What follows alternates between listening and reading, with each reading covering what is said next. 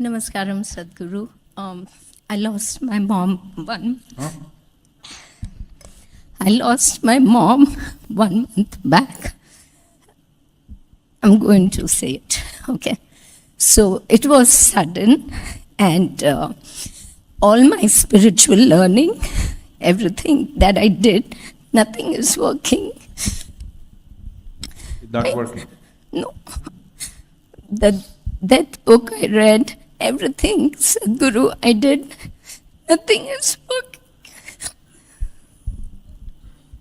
I cannot cope, Sadhguru. Please help.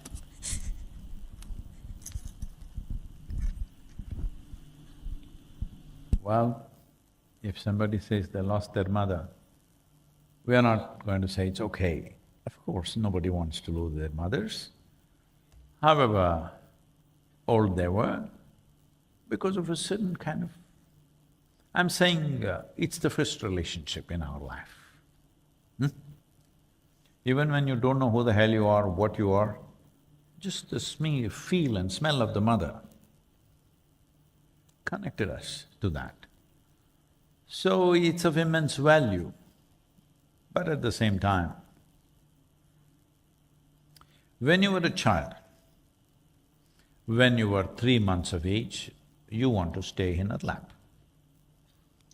The moment you're 3 years, you don't want to stay in her lap, you want to run all over the place. Hello? By the time you're 10, 3 times in a day you think of your mother. Lot of them, by the time they're 30, once in 3 days maybe. Depends if they are living a good life or a bad life. If they're living badly, they think of their mothers all the time. If they're living very well, so, can I say a joke? It's okay.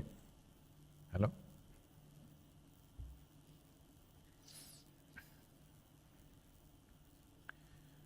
So, there was a couple who had their only daughter. How many of you are only daughters? Only daughters, okay? All these are… be wary of them, these are all heavily pampered females.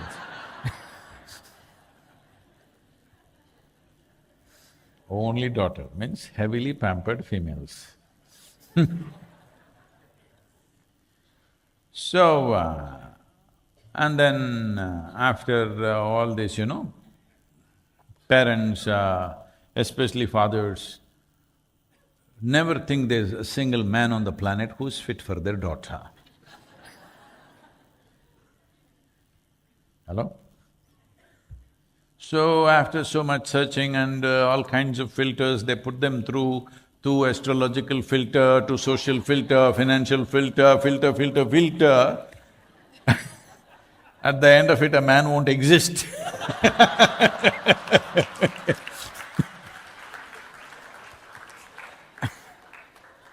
After doing all those filters, they found one man, he was not very good. But the girl said, no, I'm going to marry this guy because these filters may go on till I'm 80. So they got married and they went on a honeymoon. They went away to Caribbean island. Of course, there are fine beaches, but that's another matter. Then they went on honeymoon and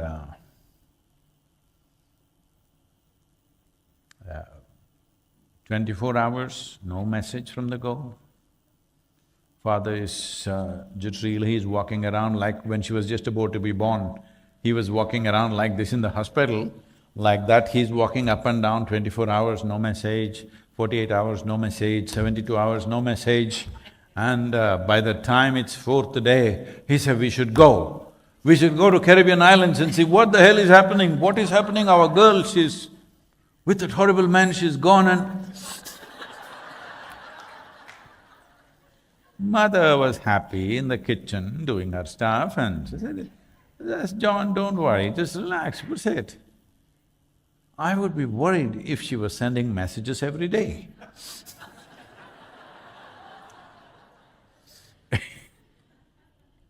If she's sending messages every day, obviously something wrong out there.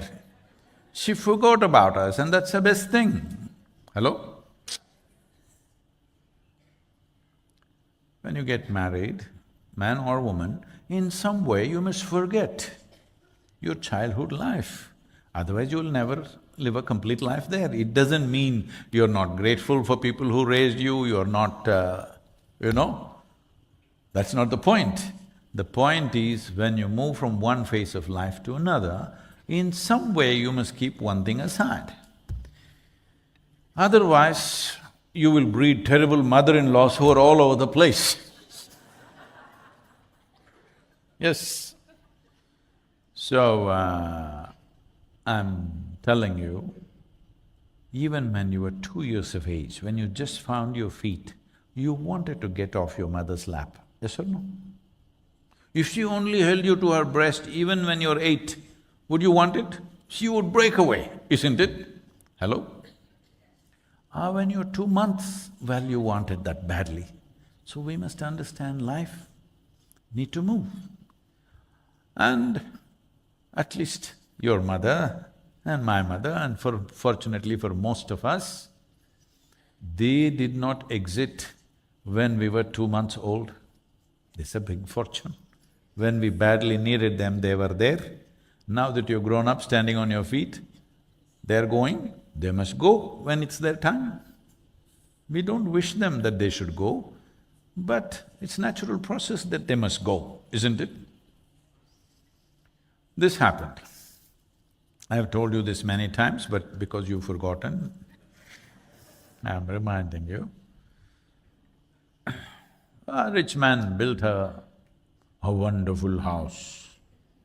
Wonderful house means you don't know how many rooms are there, because there are more rooms than you can use. Hey, you know what that is. That's a wonderful house where slowly spiders will do well.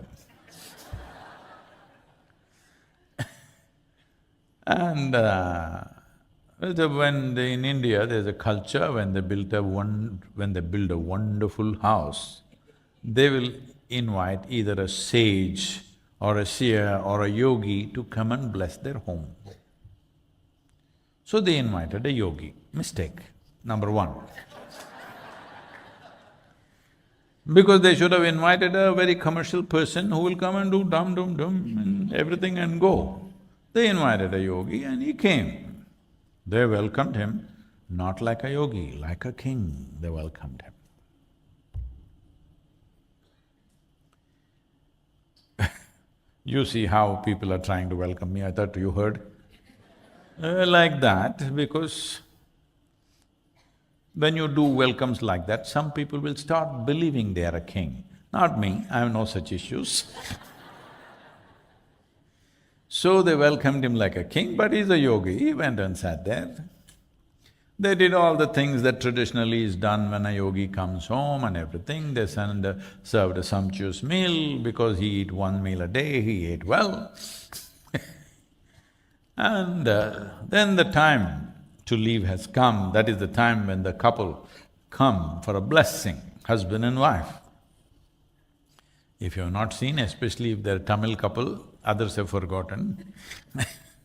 How many Tamil people? Oh. If you see Tamil couple coming for a blessing even with me, they will come and generally men don't know which is which. Or normally women are confused about right and left. But with this one thing you will see, they know very well which is right and left, which is the left side of their husband, which is the right side of their husband. They know this very well, Tamil women. Others have slowly forgotten. So they will come like this, if the husband is this side and she'll immediately adjust the direction. Because when they bow down, they want to bow down together. She on the left side, he on the right side to receive the blessing, because the Hindu scriptures say, without your wife, you cannot go to heaven. Those sexy women are only for dancing.